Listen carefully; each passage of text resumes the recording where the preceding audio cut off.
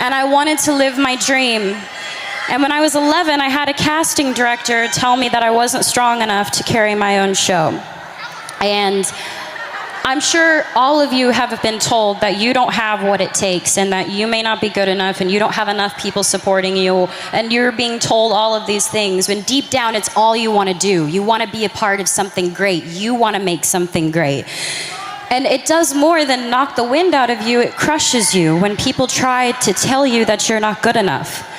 And it almost did for me, but there was my mom next to me, stronger than ever. And she said, the most important thing is to always trust in myself. If I'm doing something because I love it, I should do it because I love it, and I believe I can do it. So she told me to keep going. Thank you. She told me and she taught me to turn the other cheek and let the critics be critics, and let us just trust ourselves. So for me, thank you. 2 years later, I got my own show, and the first thought wasn't, oh man, that girl when I was 11 said I wouldn't carry my own show, and I did.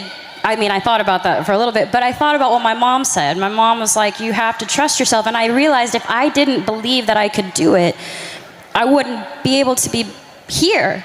And I'm gonna say I live a very blessed life. I have so much to be thankful for. And a lot of you are a big part of inspiring me, because I don't think you get it, and maybe you're not told enough, but you inspire me to be better.